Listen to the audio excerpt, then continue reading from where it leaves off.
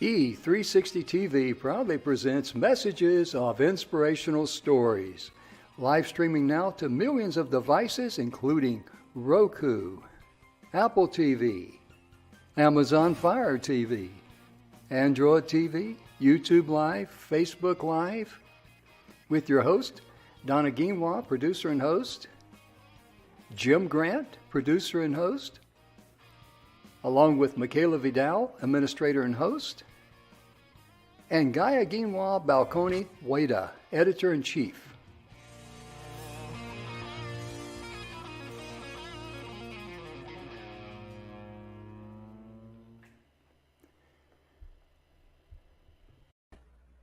Good afternoon, everybody, and welcome to the Messages of Inspirational Stories. Well, I will bring Mr. Jim Grant in studio. He is backstage, and we are excited today for, famous people that inspire us and our kids. Hi, Jim. Hi, I thought I was still on break. She is such a slave driver. My goodness gracious. It's amazing, It's just amazing. How you doing, Donna? I am wonderful today, and it's still coffee time for me. There you go. That's a sign of intelligence right there, because I love my coffee.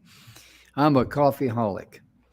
And this weekend, I got Michaela and her girls coming up, and Lisa, my daughter's coming up, and I've heard of it before. I think I've tried it before. I'm not sure.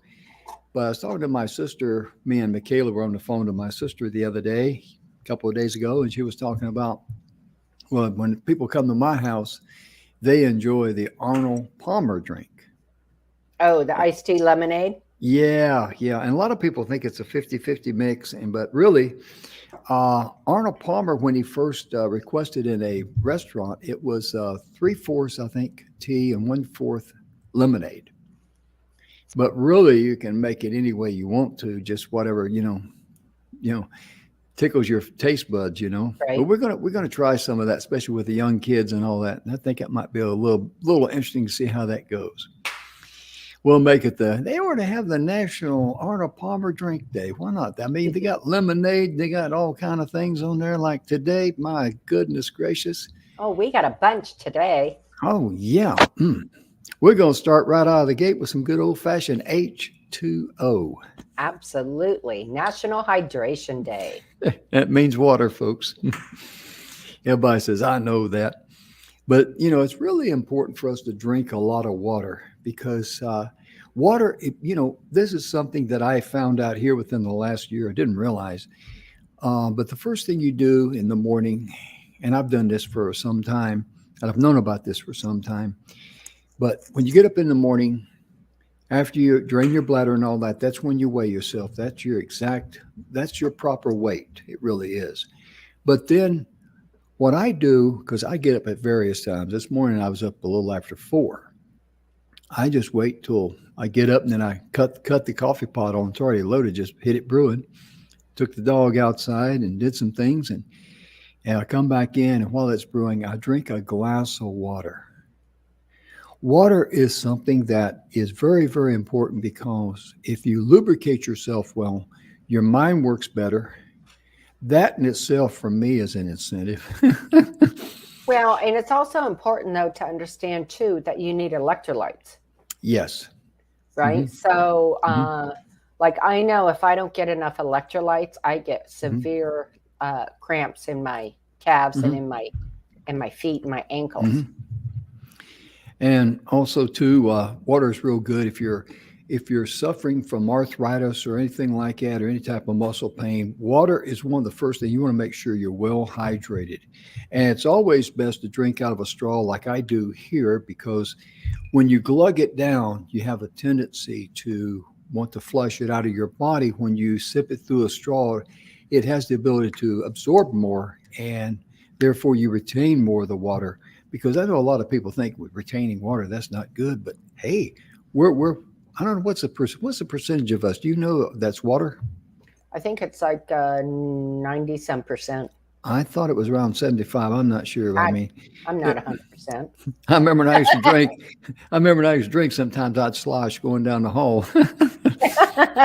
But water is very, very, very important, and because your first when you suffer from heat exhaustion, which is the lack of having proper hydration in your body, the first thing that happens to you is that you mentally start getting confused. That's the first thing that the lack of Mhm. water, lack of hydration affects is your mind. And as Donna said, the electrolytes, that's very important too. So make sure you keep yourself hydrated, especially in the summer months. 60%. There's your answer. 60%. But Okay. here's something I do know. It All is right. equally as important. We always think summer, and of course, it's super important because it's hotter out. Like Mhm. it's going to be, I think, 109 here today, and our humidity's up. So we're fixing on getting into our monsoon season. And although it's critical to be hydrated in the summer, it's equally critical to get Mhm. hydrated in the winter Mhm. because it isn't as hot. We don't think we're as thirsty, but our body has to have the same amount of fluids. Yeah, that doesn't change because I No, remember when I was in Germany in 1969, January and February on Forger 1, they had us sleeping in tents in Grafenwehr, Germany, with snow on the ground. And so they were one of the things that the senior NCOs and the officers looked for was dark yellow snow. Now, I'm not trying to right? be gross or graphic because they knew a lot of guys would not want to drink any water because it's so cold outside. They don't want to go. But, lack of hydration, proper hydration, the darker your urine is. That's a telltale sign there. It should be good and clear. It Hmm. really should be. And, excuse me.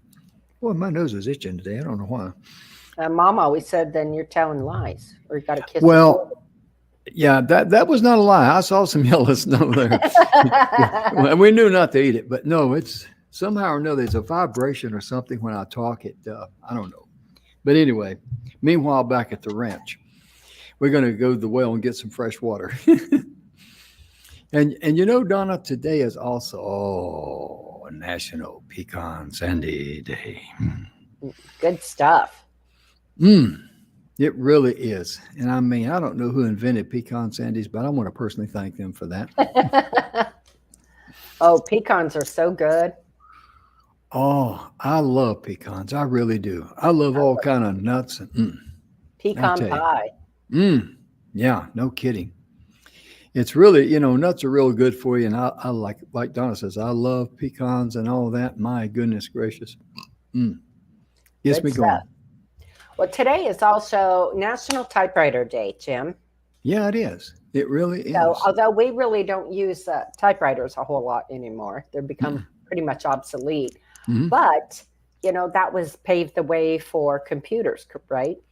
Yeah. And the first typewriter patent was granted in 1829.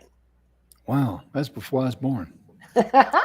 But it wasn't built until 1867 near Milwaukee. How about Mm-hmm. that? Yeah. And typewriters, ladies and gentlemen, they were I remember back in the 70s and 80s, if you had an IBM Selectric, Oh, yeah. that was the cat's meow when it come to typewriters.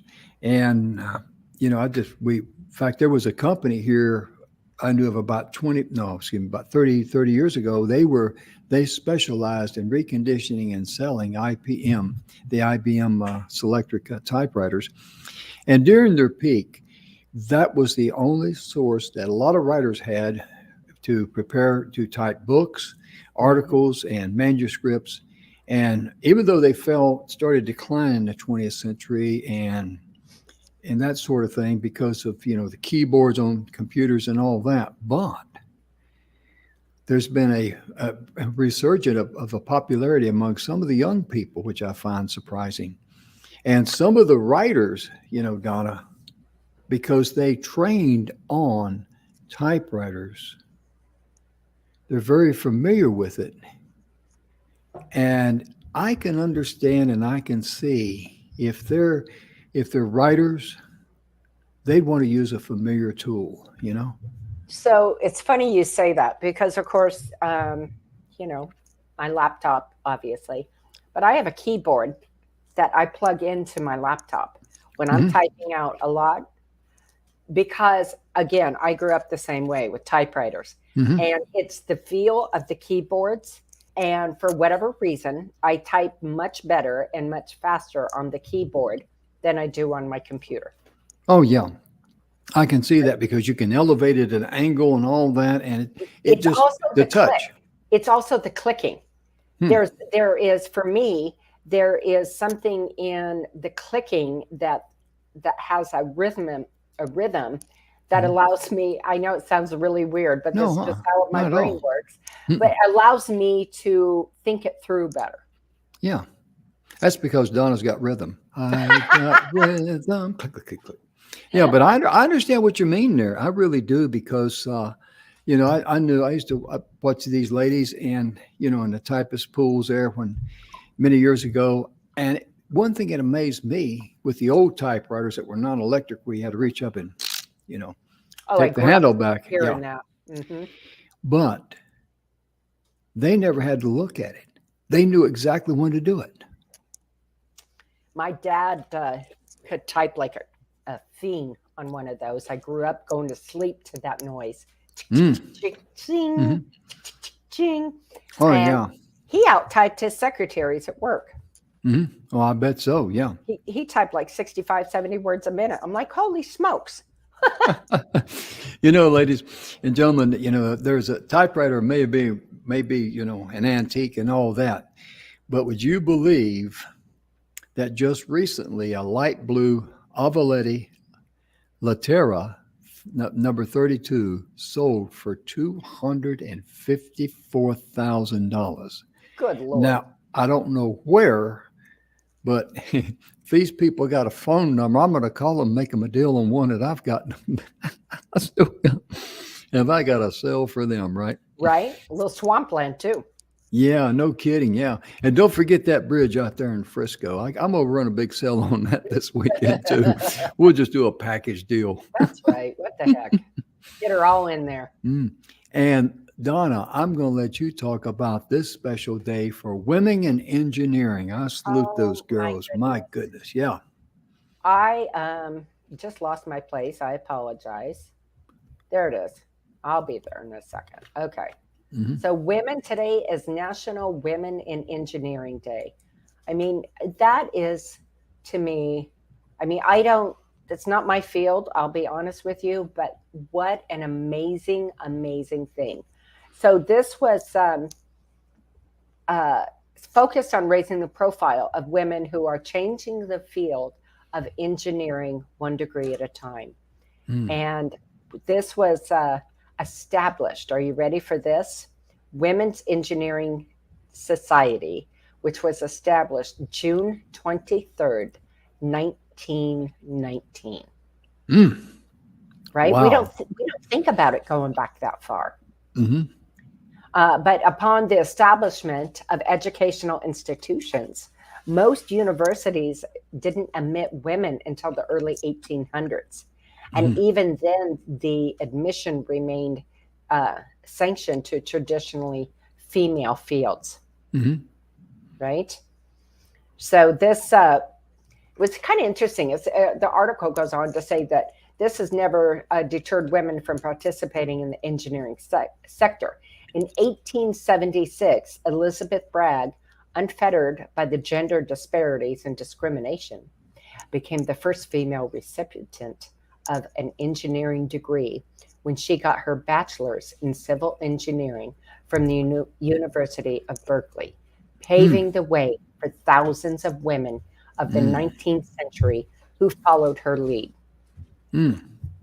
Pretty cool. Donna, yeah, it is. Donna, it's amazing how these pioneering women can break down these barriers. Yeah, barriers. I was going to say something else, but barriers is a better. Donna used a better word than I was going to, because sometimes I get on these Neanderthals because I understand the way they think. We had Deb Lewis on. She is a commander. She is the commander of the VFW for the state of Hawaii. She was one of the first women that went through and graduated from West Point. Yep. That's the Army's big, honcho. That's where they send all their future leaders to be trained. And she was one of the first women to go through that. And back when I was in the Army now, ladies and gentlemen, they didn't have the men and women together like they do today as one unit. It was the Women's Army Corps, known as the WACs. And even they were never allowed, none of them were ever allowed to join or attend West Point. Mm-hmm. They were mainly reserved for typist duties, cooks. Clerical. Yeah.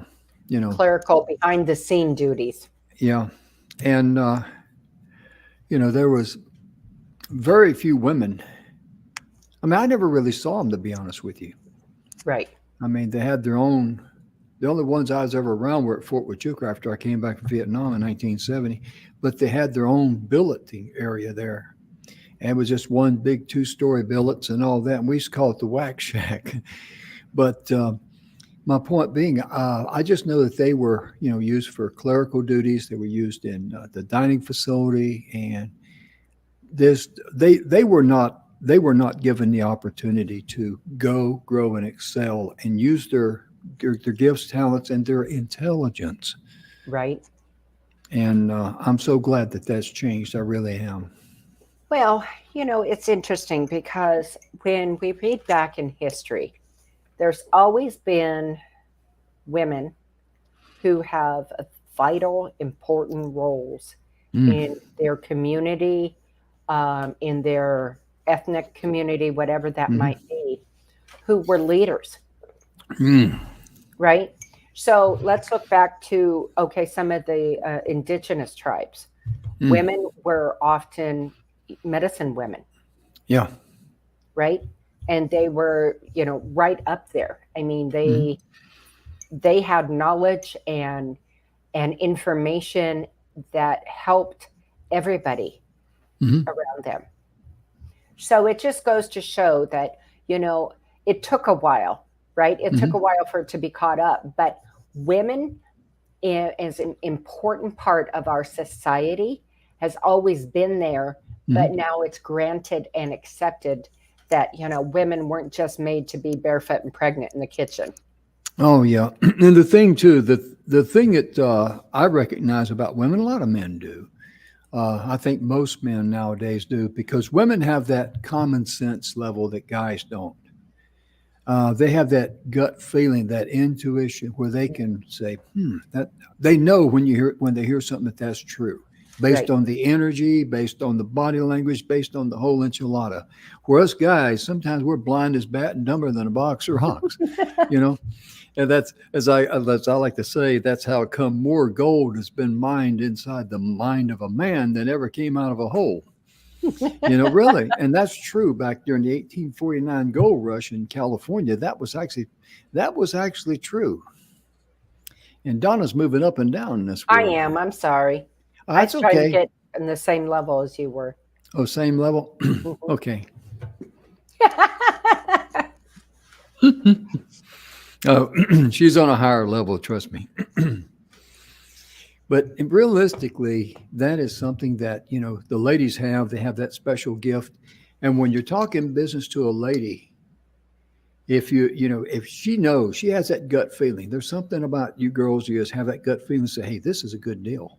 Right. And I'll tell you right now, that's why every guy should ask for input, feedback from his spouse, or lady friend, whoever, sister, whoever, a friend. Get some honest feedback from them, because they will see some things that you don't see. That's just the truth of it. So, right, I would agree. One person that's really he went through a lot in his life. He was imprisoned for 20 years. And when he came out, he was not bitter. He was true to his school. and that was Nelson Mandela. Right. Donna, when I mention the name Nelson Mandela, just off the top of your head, what comes to mind? Wow. Yeah. A man, I mean, that's, whew. Mm-hmm. He was a man who, to me, encompassed peace, Mm-hmm. wanting to encompass peace, wanting to encompass love, Yes. humanity, Mm-hmm. and knew that unfortunately knew that the only way he was going to get there was basically to put himself in the position to be imprisoned. Mm-hmm. Yeah, because from early on, he knew what was right and he knew what was wrong. Right. And he made a commitment to his beliefs, his values, his morals, his ethics. And even though he knew what the risk was, he wouldn't back down. He got arrested. He was tried. And I'm thinking his crimes were something about conspiracy against communism or something like that. I forget exactly what it was. But he was a troublemaker. That's it in a nutshell. Because Right. he was trying to break up the apartheid and say, this is not right. Everybody should be treated equal. All people He was should be put on treated. trial for treason. Yes. Mm-hmm. They succeeded in convicting him of plotting to overthrow the government. Yeah, that's what it was. Yeah. Right. However, the case received considerable international attention, Mm-hmm.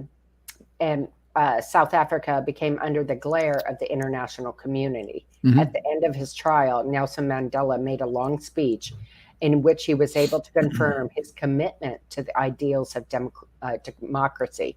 Mm-hmm. We believe that South Africa belongs to all the people who live in it and not to one group, be it black or white. We did not want an interracial war, and we tried to avoid it the last minute. Yeah, exactly. He was a man of peace, but he was also a man of vision. He was also understood what Donna and I stand for on this show, and we've said many times, love yourself first, love others, but most importantly, we're all created equal. Right. We really are. And according to, we all have different gifts and talents and traits and, let's be honest, levels of intelligence, not trying to be cruel or anything, but we're all created equal. We each have the right to live the life we want, to make our own decisions.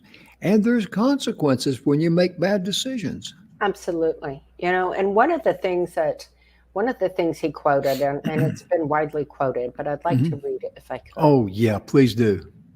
That I think really resonates with probably most of us. This is a quote. I learned that courage was not the absence of fear, but the triumph over it. The brave man is not he who does not feel afraid, but he who conquers that fear. That says it all right there. I mean, that is one of the greatest quotes. Donna, I'm going to ask you to read that again, if you would, please. Absolutely. I learned that courage was not the absence of fear, but the triumph over it. The brave man is not he who does not feel afraid, but he who conquers that fear. Now that's applicable to all of us. Yes. In wherever we are in our life. And that to me is just amazing, because where is that where you are in your life? Yeah. Because it doesn't matter who we are, what we're going through. All of us have some fear of some kind. Oh, yeah. It's just the way we're wired. Just the way we're wired. Yeah. It's like I told Donna one time I had a fear of growing old and ugly. She told me, Jim, you don't have to worry about it anymore. Oh, okay. Well, so, he was really an interesting fellow, because he was born in, if I mispronounce this, please forgive me. Okay. Strangest, South Africa in 1918, and he was the son of a local tribal leader of the Tembu tribe. Mhm. And as a youngster, he took part in the activities and initiation ceremonies of his local tribe. However, unlike his father, Nelson Mandela gained a full education, studying at the University College of Fort Harve and also the University of Witwatersrand. And he was a good student and qualified with a law degree in 1942. That is amazing. That in itself tells you that he was not some radical renegade. Right. He was educated. He knew what was right, what was wrong. He stood on his morals, his values, and his ethics and his principles. That takes a lot of character. It really does. It really, truly does. Yeah, because a lot of people would cave in and plea out and make a plea deal or something like that. Plea deals, I've always, I've heard said, and I kind of believe this go along with it, plea deals are for weaklings. Because how many criminals are, they're caught red-handed and rather than go through a lengthy trial, they'll take a plea deal, And of course, they're just interested in serving their own self. I understand that. But my point being, I don't know if he was offered a plea deal or not, but he would not back down. That's the whole thing. That takes character. That takes courage. And, that's something I admire about him. Oh, and, yeah. Oh, yeah. I am pretty much the same way. If I am in 100% right in what it is, I will dig in. I will not back down. Oh, yeah. Absolutely. I will stand my ground and own it and stand in my truth. Yeah, I remember when he got released from prison and after spending 20 years in there, he did not come out filled with vengeance or hatred. He was not bitter. He was not. And that's to his credit, because the one thing that you notice if you see pictures of Nelson Mandela is his smile. Oh, my goodness. His smile looks like he's never had a bad day in his life. Yeah, exactly. Can you imagine being in prison for 20 years for your beliefs? And he passed away in 2013, of course, but he left a legacy. Oh, he did. He absolutely did. Think about what his life story means to you and your kids. Right. Or your grandkids, or someone else's kids, any young person that's still trying to find their way or find, a reason to have an anchor in their morals, their values, their ethics and beliefs. Because a lot of kids are just, they got a very shallow rudder there, no anchor. To me, one of the things that I admire so much about him is how he loved everybody. Number one, he loved everybody. Mm-hmm. Everybody was a person, was just a beautiful human being. Mm-hmm. And he seldom ever lost his temper. Mm-hmm. Yeah, that in itself is something you got to salute right there. Right? Especially with all the knuckleheads. All the individuals he was dealing with. Well, and that's something that's hard to learn, to not lose your temper. And we've discussed this before on the show, Jim. Mm-hmm. And it took me a long, long time to learn not to lose my temper. And the thing is that once you master that, in mastering your energy, right, that you realize that you can actually see the problem clear. All being angry does is muddy the waters and put a big dark curtain in front of the problem. So that's huge. And the fact that he didn't get mad and he would think about everything, he didn't just react to somebody's words, right? He thought about his response. Mm-hmm.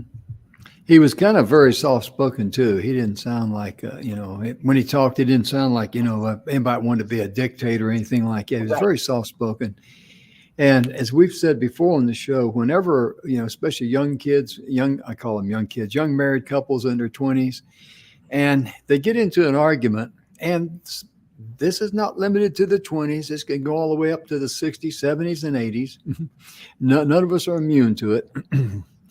But when we argue, most of the time, we're not trying to solve the problem. We're trying to win.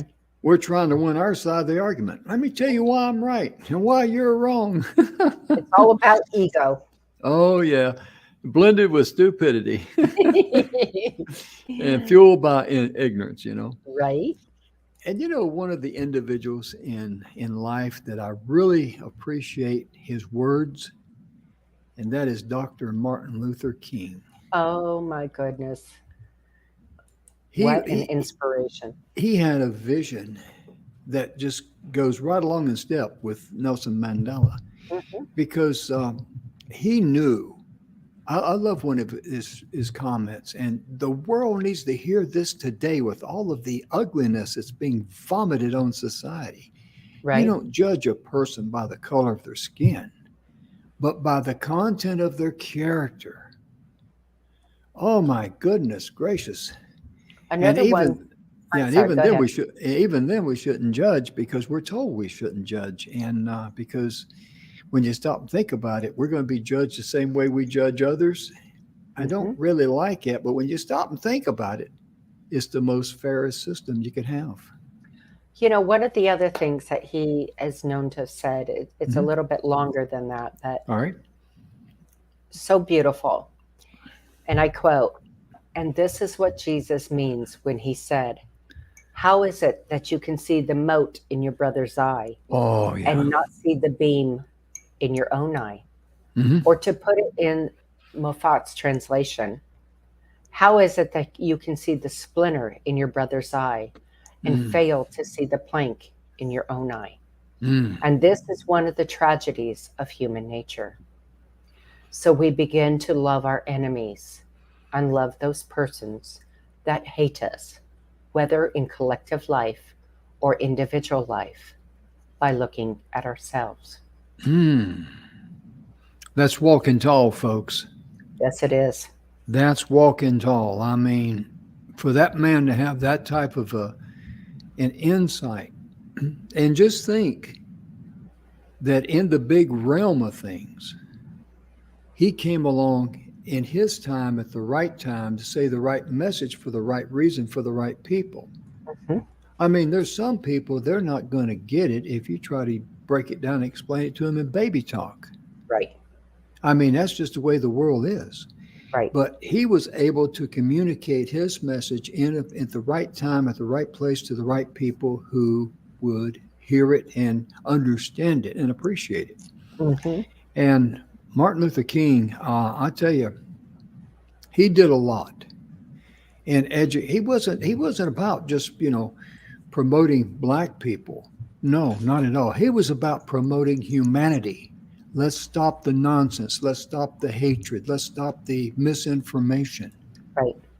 And you got to tip your hat to that, folks. That's a great inspiration for kids, especially this day and time, with all the things that they're hearing that is warping their minds. That's wrong. We know it's wrong. You know it's wrong. Right. So in your own way, you can step out. Maybe it's one-on-one. Right. But don't let this slide under you like a log under a bridge going down the river, because it's just going to jam up somewhere else. Right. And, the beautiful thing is these two men in particular that we're talking about right now, they saw how people were not treating people the way they should be treated. And that, at the end of the day, and which of course 100% agree, color, what does that mean? Color is nothing. I mean, think about it. I have green eyes, I have red hair, and I have freckles, right? Okay, so what? There's my dad had jet black hair, super dark brown eyes, and was super, super dark. My mother looked very German and Norwegian. which she was. So, it doesn't matter because at the end of the day, we're all just beautiful human beings. And that's the point. Well, science has also proven that every human being on planet Earth, whether you're black, white, doesn't matter if you're Oriental, doesn't matter who you are, where you came from, we all can trace our DNA has proven, this is scientific fact, our DNA can be traced back to one father and one mother, regardless of our religious beliefs or whatever. But the first two people on planet Earth was Adam and Eve. And there are people that disagree with that. And they say, well, there's other people here and other people there. Okay. My philosophy, and this is my personal outlook on that. When Eve was, according to the Bible, when Eve was tempted in the Garden of Eden, she was tempted, and this is prior to the fall of sin. She still had she was complete. She was perfect. Prior to falling into sin, her and Adam were perfect, okay? But in her mind, in her perfect mind, she looked at the fruit after she had been lied to and deceived by the serpent, and she started reasoning in her mind. And how did that work out for her? And then you fast forward to us today, if we start reasoning in our mind, I think we got problems, realistically, I really do. Because we're mentally handicapped, let's be honest. I'm not trying to be cruel or anything. I'm not trying to get on a religious stance here. I'm just saying, sometimes we get too puffed up in our own pride and our own ego, and that can be a destroyer. And that's why we need good leaders like, good examples in our lives like Martin Luther King, Nelson Mandela, and many, many others. Right. Find an inspirational person like that you can connect with, or more importantly, the younger people can connect with, and tell them their story. Mm-hmm. Because one of the books that Martin Luther King wrote was Strength to Love. Oh my goodness. It takes a lot of strength to love someone, especially people who are hard to love. There's people on planet Earth, they're not real easy to love, Right. But it takes strength. This is the strength that Dr. Martin Luther King had. This is the strength that Nelson Mandela had. This is strength that we all should strive to have. You may be different than me. Your beliefs may be different than me, but that's okay. I'm strong enough and secure enough inside. I will still love you. Right. We may not agree on everything. So what? Agree to disagree. That's totally fine. Yeah, exactly. I mean, the rooster's still going to crow in the morning. You're going to have eggs in the morning from the hen. So, it's no big deal, right? The world's not going to stop turning. Exactly.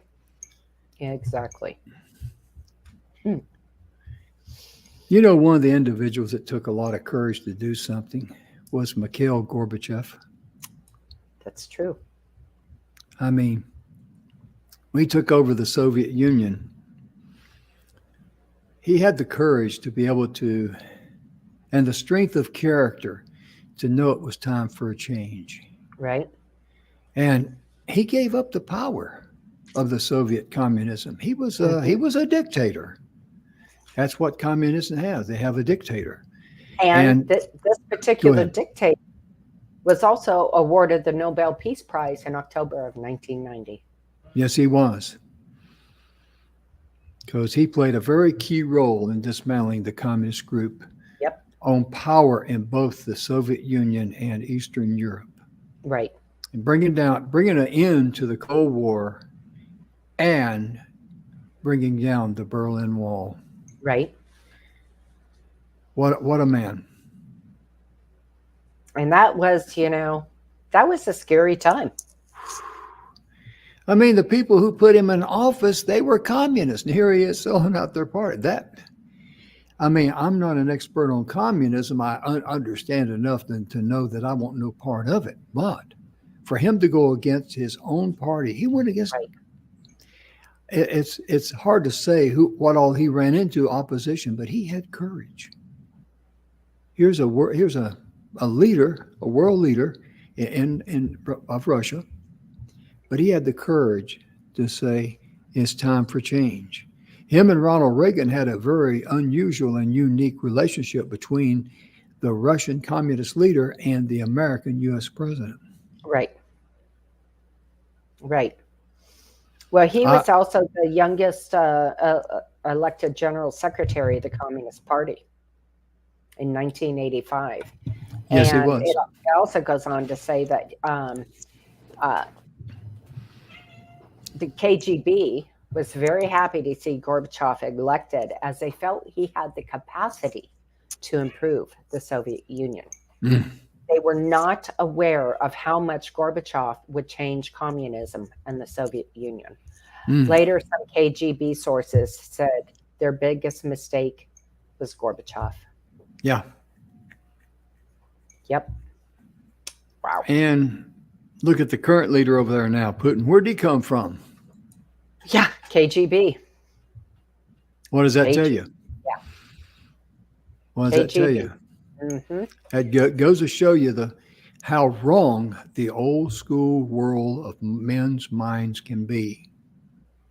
When they're stuck in the mud, and we've always done it this way it should be, and look at the result of what's going on.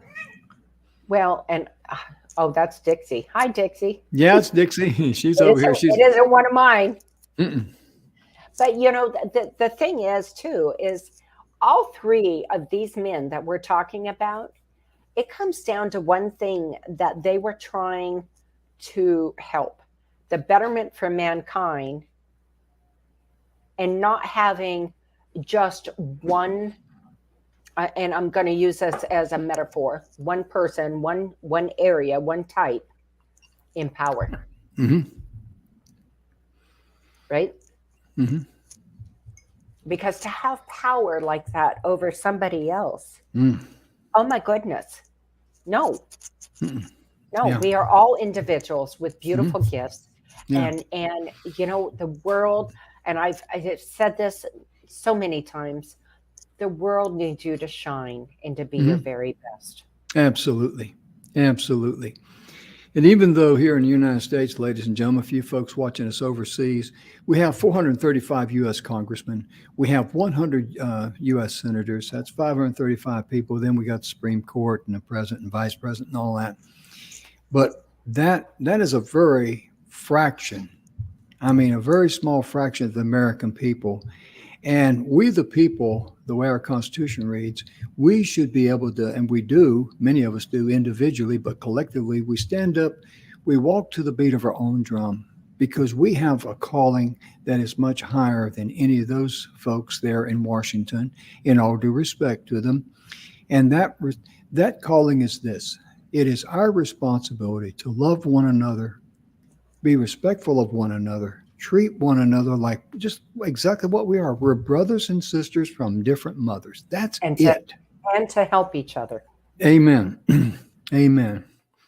Today earlier this morning, I should say, I was trying to help a young man understand the difference between marketing and selling. And I asked him, I said, the difference between marketing and selling? He said, well, they're kind of the same, aren't they? And I said, no. And so I used the analogy of the football team. And the football teams, they're on the field, they're going to take the field, and they're going on offense. The coach on the sideline will determine what series of plays we're going to run. And the coach will communicate that to the quarterback. The quarterback's responsibility is to share the individual play for each play to the team for execution. Therefore, the coach on the sideline is your marketing team. The quarterback and the players on the field, that's your sales team. Right. Because marketing really comes down to, targeting your demographics. Then your sales comes in for the psychographics to get them to do a call to action and buy. And once I explained it to him like that, he understood it. So I wanted to share that with you folks out there in case someone is, wondering about that. And just don't buy ads here, there, and yonder. If you want to buy some ads, buy them from me and Donna. We'll treat you right. If you're watching our show, you're definitely in our demographics. But seriously, and I mean this seriously, don't get caught up in the sales hype without a good marketing strategy, because marketing strategy comes first. Right. if you don't have a game plan, you ain't got nothing to call, Right. using the football analogy. I don't know why I wanted to throw that in, but I'm not going to charge him any extra today, Donna. Well, that's mighty nice of you. Oh, okay. Yeah, See there? mighty nice of you. Oh, yeah. That's your, is there a Friday freebie? Well, that's Friday freebie, but a day early. I just, I guess I would like to just say I feel very honored and privileged to not only, be able to be on here on the TV show with you, Jim, but to be with our audience, but to have been privileged to live in a lifetime where there was great people, great role models, great men and women. Yes, ma'am. Who have been role models for us in different levels, different areas of life. And, these three men that we've just talked about, Jim, they really helped our future. And there's plenty of people out there who are shaping it as we speak. Yes, ma'am. That they are. And, another gentleman I'd like to mention very quickly, excuse me, my throat. But this guy here, who's ever heard of William Wilberforce before? William Wilberforce. I had not heard of him until I started doing this research on him. And he was born the 24th of August, 1759. He died the 29th of July in 1833. But he was one of Britain's great social reformers. He was involved in campaigns against slavery way back then. He was very much in promotion of education, Christianity, strict morality, and animal welfare. Oh my goodness gracious.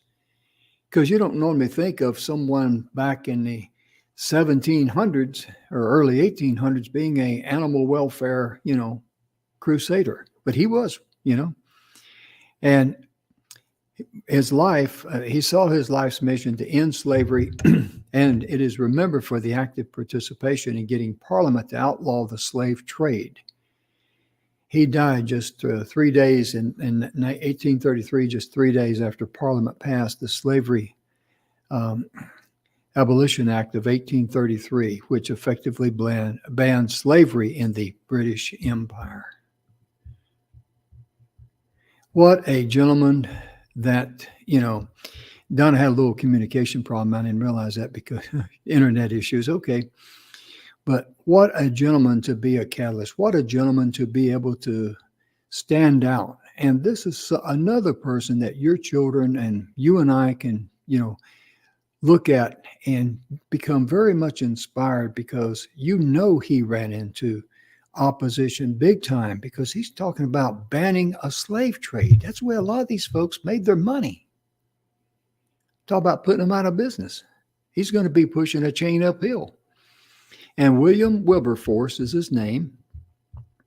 And he was all about, his morals were very high. He had a strong faith in his religious beliefs.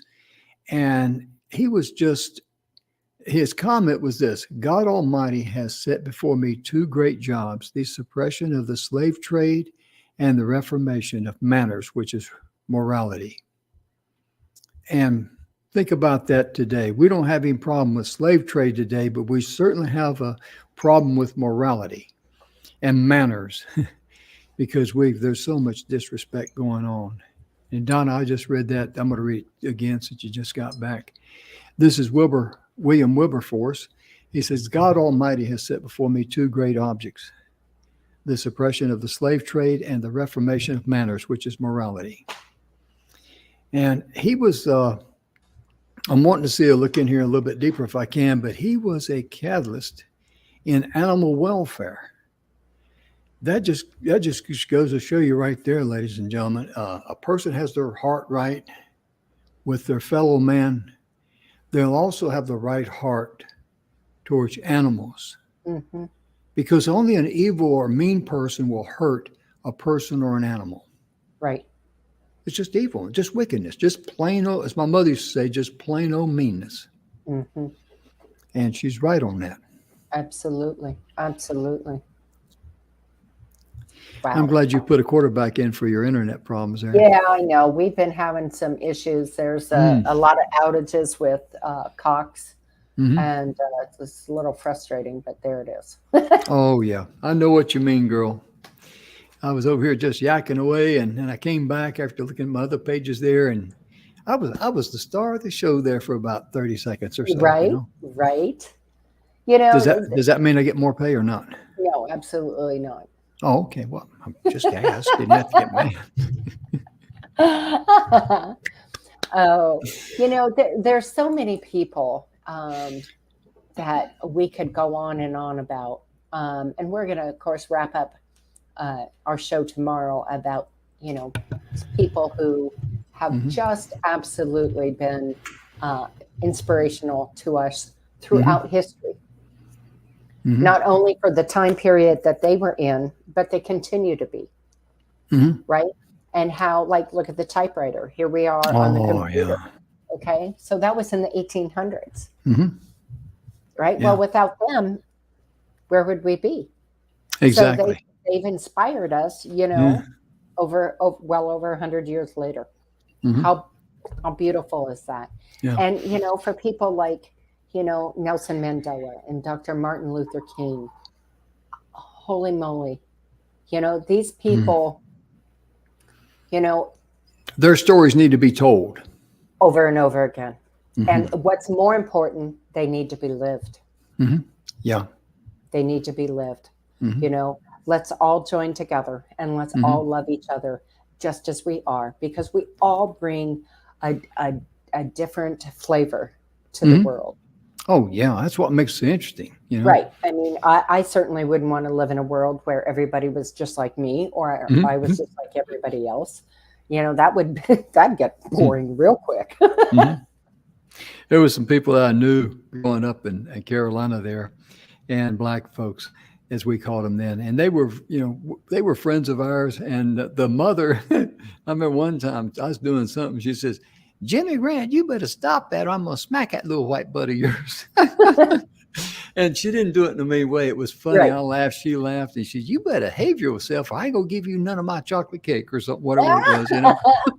And see the beauty in that, and the harmony in that, and the difference in that. That's what makes life so beautiful. It really Right. does. And Donna, it just tomorrow I'm going to talk a little bit about Earl Nightingale and the Strangest Secret, since we've been advertising that a lot. And when I Mhm. say advertising that a lot, sharing that would be a better term. The Right. Strangest Secret.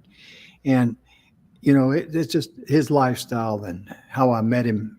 Well, I just briefly met him, but the impression I got from him, and he's got an inspiring story too. And it's just amazing how, as we travel down the pathway of life, when we get older, we realize what's important. Oh, isn't that the truth? Family, friends, love, and forgiveness. I mean, you can't live without love. No, You really can't. no. You need it like oxygen. Yep. And at the end of the day, that's all we take with us, Jim. That's right. The That's right. the love we've given and the Mhm. love we receive. That is There you all go. we take with us. Well, we're out of time, aren't we? We are out of time. And this has been a wonderful, wonderful show. And I so enjoy talking about people who have Oh, yeah. touched my personal life, Oh, yeah. Oh, yeah. It's always good to read stories about people who you've never heard of, like, well, I never heard really of William Wilberforce before. But I mean, Right. just you get a chance to share that information. Wow. Right. What a privilege and honor, huh? It is. It is. Well, folks, we hope you've enjoyed today's show. We'll be back tomorrow. And again, tomorrow I'm going to talk about Earl Nightingale and the Strangest Secret some. So it's just an honor and a blessing for Donna and I to be here with you. And thank you so much for tuning in. Appreciate you folks from all over the world tuning in, watching our show whenever you can, because our ratings keep going up and up and up and up. And it's all Donna's fault, as I've said before, but that's just her cross to bear, and to put up with me too. but it's our pleasure to be here. Be sure It is. and love yourself first of all, first and foremost, because you can only give what you own. If you love yourself first, you own it, and then love others. Give yourself grace, as Donna likes to say. Most importantly, forgive those that are less fortunate than you, that are different than you, or may not even agree with you. But love them enough to forgive them and go on. We'll see you tomorrow now. Bye-bye. Bye, folks.